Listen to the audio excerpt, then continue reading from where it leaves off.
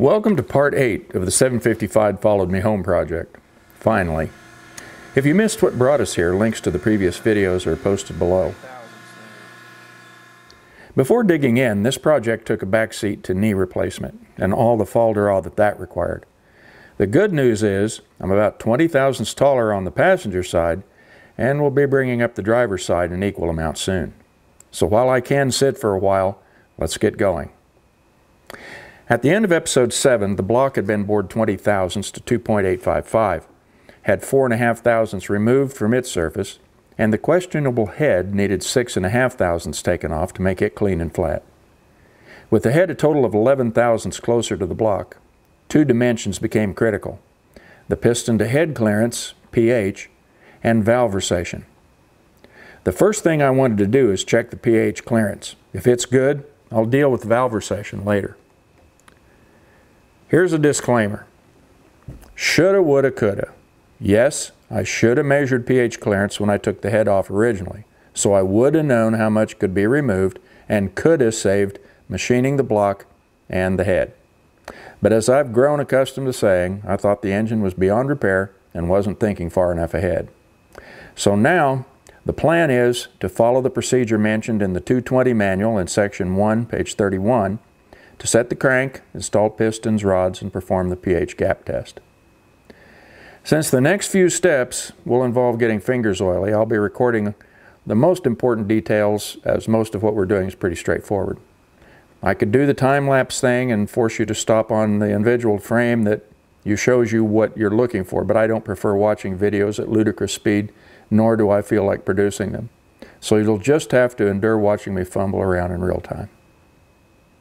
Now, a word of caution about these crank and rod bearings. When you're opening up this plastic, use your knife, make sure you don't touch the bearing surface with your fingers or with anything sharp to scratch them. So I'm just going to use the knife to start cutting into this covering. It's pretty tough. There's something about the oils and your fingers are bad for bearing health.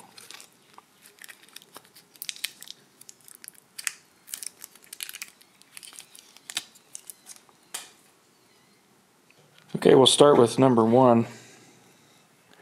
There's a slot right there and the oil holes. So the bearing will go in there. Make it flush on one side and force it down in the other. Maybe you noticed that one of those thrust washers was laying on the block. This is what they look like.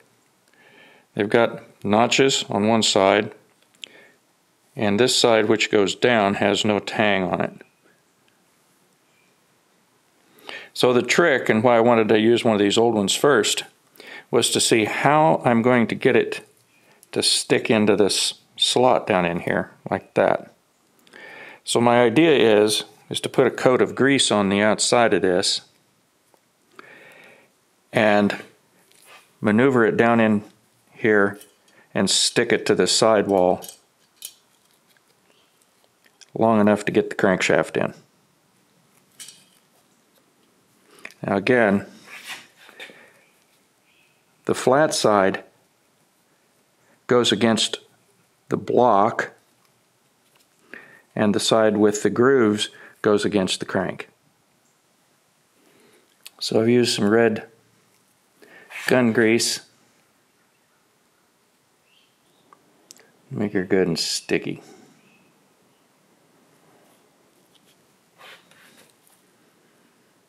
Now, see if I can receive it and pick it back up off the floor and clean it. Take 2. I'm going to put some grease on the glove, the finger, and I'm going to put it on the block. So if I drop the thrust bearing again, it'd be easier to clean it off. There were probably some of you out there that saw that was going to happen that way. The other story is, one of these test washers I'd laid it on the side of the block earlier to test this movement, and then when I went to look for it, I couldn't find it. It was laying on the block. You probably saw it in that other video. Okay. I think that's going to set. Alright, next thing to do is to apply some of this very expensive, but very nice, assembly lube. I found this 4-ounce bottle of Lucas. It was about $5. So we're going to put some of it on the bearing surface. Use sparingly. It really didn't take too much. Okay, time to drop in the crank. Cleaned it off best I could. Again, everything mic'd is standard. So here we go. I'm grabbing it by the middle journal. Bringing her in close. Making sure those thrust washers stay in place.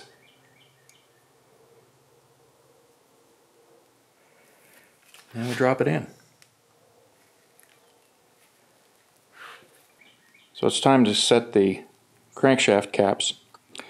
So if you'll notice, there's an arrow. It's kind of a modernistic looking thing. But that arrow goes toward the flywheel. And the insert goes into that notch. And then we just squirt it in. Shifting our attention to the cap that has the thrust washers. Again, the flat side of the thrust washer goes against the block side. So that leaves the oil grooves to go next to the crank. So it's going to live in there this way. And I think what I'm going to do this time, I'm going to put the grease on here, attach both of these, and then slip it in the hole. Okay, we've got the grease applied, flat side against the cap, holder there, second part,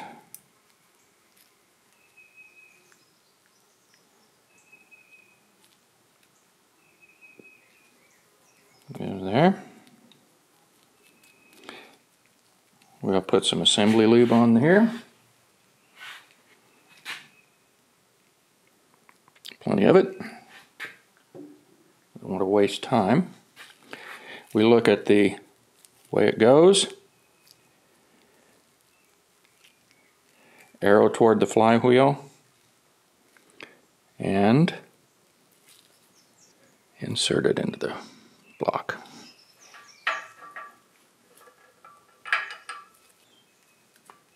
There it is.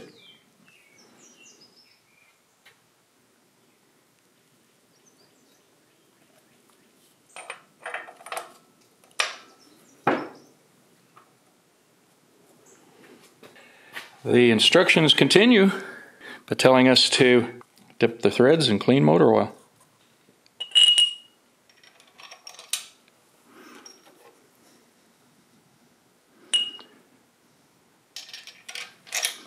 Too much coffee.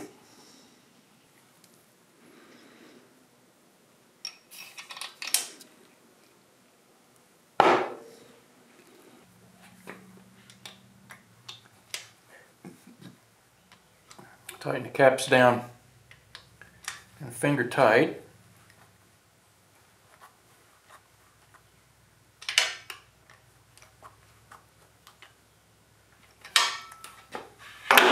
See if the crank turns. It turns freely. Then take a hammer and use a wood block just to center and tap those. Make sure those thrust bearings have forced the grease out, because we want the crank to be floating in between them. That'll be before we tighten the cap screws down 14 millimeter. We're going to tighten them down to 58 foot-pounds, starting from the center and working out. So we want to turn our wrench up to 58 foot-pounds. 56, 57, 58.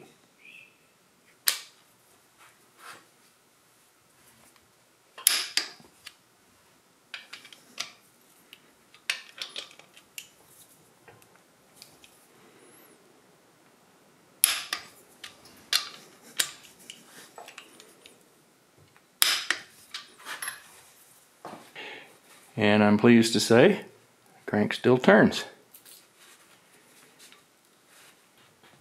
When assembling the connecting rod and the piston, you want to make sure that the rod cap alignment marks and the piston recesses are both toward the side of the engine where the injection pump goes.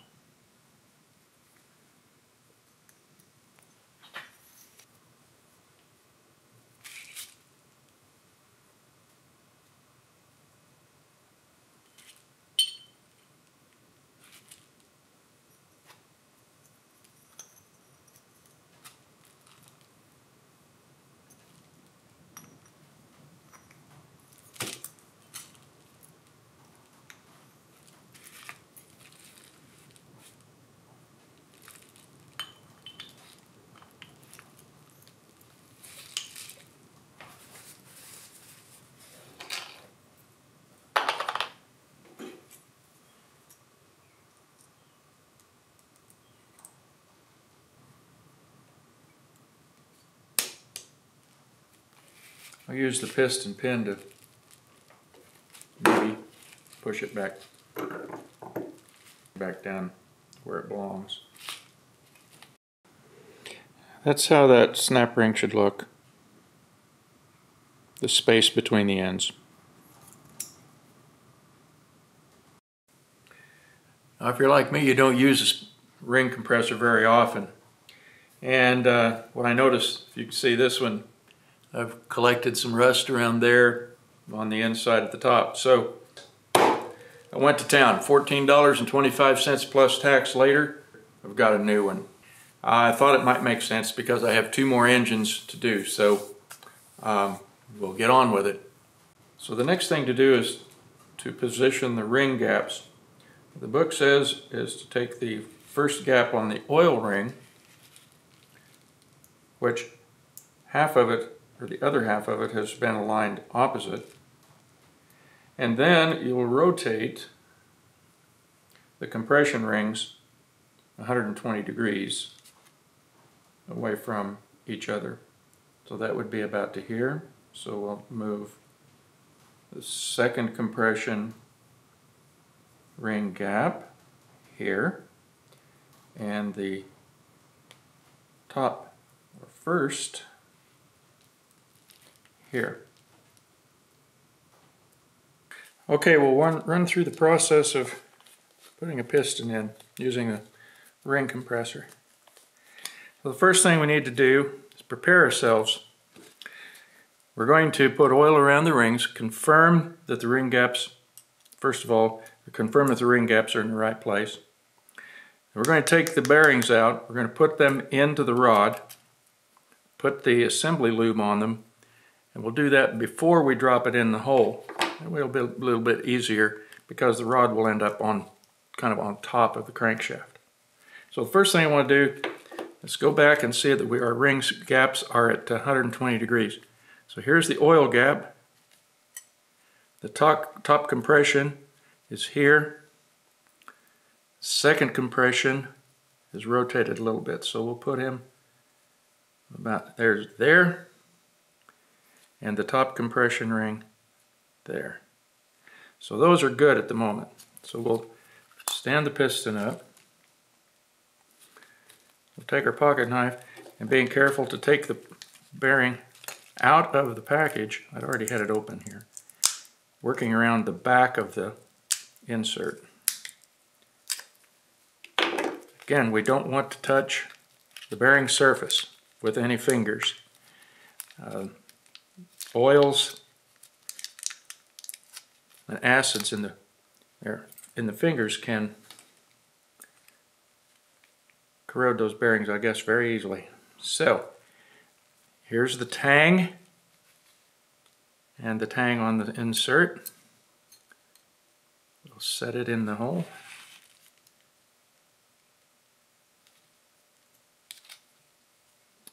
And force him down into place. And while we're at it, we'll also do that on the rod cap. Setting the tang first, and then rotating the insert down into the cap. Too much coffee. Again.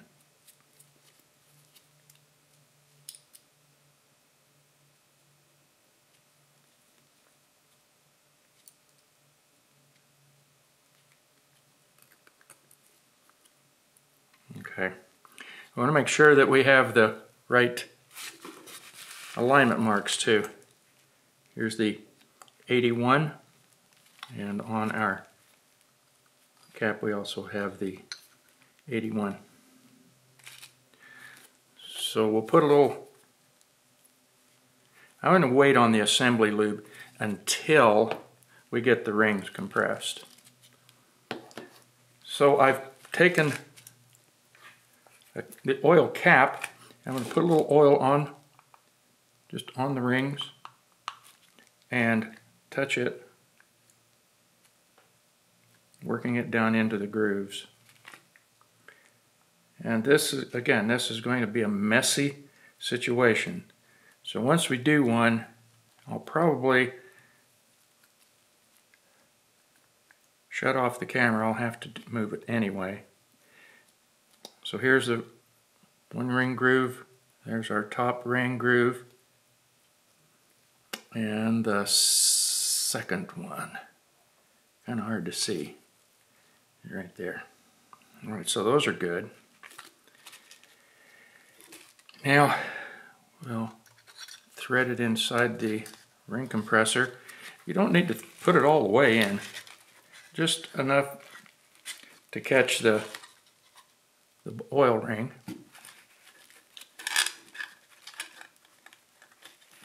Make sure it's in. And then start cranking down the compressor. And checking to see that it's square. If you don't mind getting oily, the good thing is it'll all wash off. Okay, let's look and see. Maybe you can see that it's starting to get tight down in there. And I'm just about at the top of the wrist pin. So let's keep going.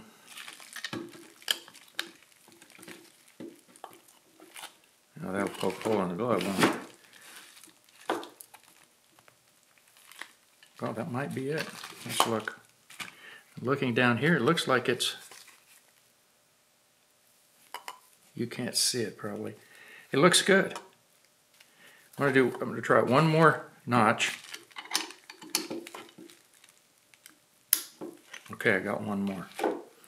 Now, spin it around, and we'll get our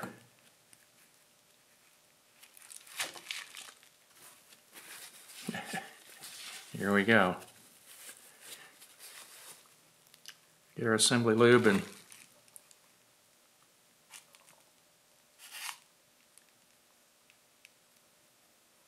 make sure we have a good amount on there. We'll wait on the cap until we're ready for it. And at this point, we're ready to drop it in. So I'll move the camera so we can see that. Well, the book says to use some warm soapy water. Here it is. So just take a little bit of it, paper towel it, and wash down the cylinder. We do this until the rag comes out white.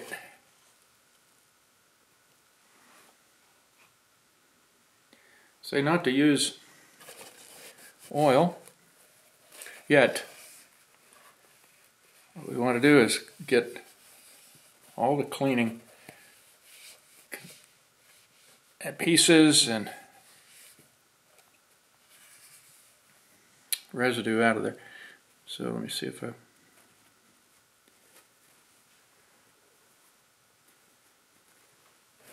they do this until the rag comes out clean. What? There seems to be a lot of discussion about break-in oils and whether to use a detergent or not. Several sources that I found about diesel have mentioned the Rotella, and it's what I use afterwards in the engines. They don't have those additives to make the walls slick. The concern is that too slick of oil film won't let the rings seat. So I'm doing everything I can. Follow the recommended procedures, as I know if there's anybody out there and say, oh, you did it the wrong way, well, at least I can cite my references, ASME and other diesel engine builders. All right, that looks good. So here's my T40.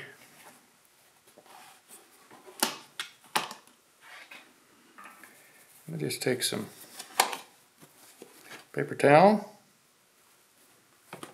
get some oil on it. Cylinder wells oiled up. So to make the piston ready, I want to take a little bit more of this oil and put it around the piston skirt.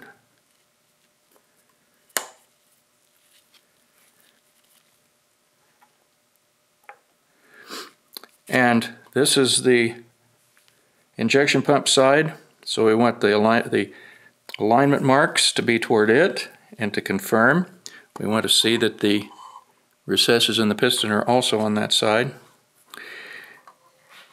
And what I'm going to do is rotate the piston the best I can to keep the new old stock 50 thou perpendicular or parallel with the block, so the rod will drop in between the crank throws.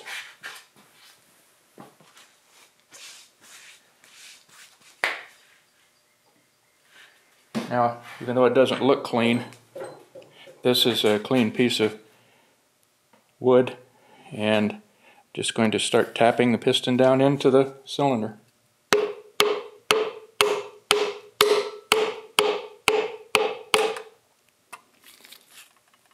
There we are. Number one in the hole.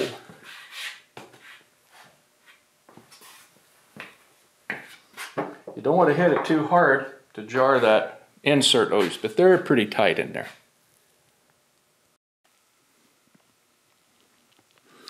Okay, you notice that the rod is sitting here and it will ride between those throws on the crank.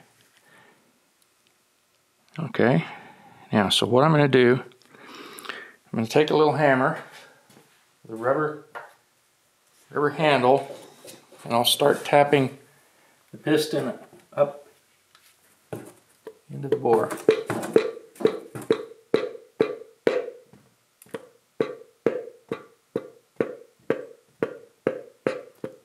I'd normally have it turned all the way up, but I want you to see what we're going to do. So what I'll do is rotate the crank so that the piston will be all the way down. And take our pencil.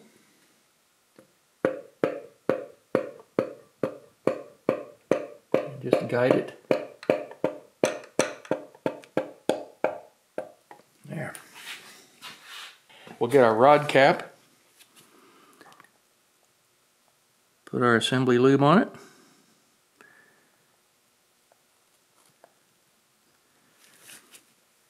And noting that the downside is the side for the marks, we'll set it onto the rod. The John Deere 220 manual says to replace the rod cap screws. And I've looked at them. Let me open this one up here. This is the one that came out of the engine. And the new ones look entirely different. But when I checked the internet about it, or checked the parts, or green parts, the original has a shoulder here. So the difference is fairly profound. But I guess what we'll do is put them in, see if they hold together. We dip the bolts in clean motor oil. We'll torque them down with a 10mm socket to 17 foot-pounds or 203 pound-inches.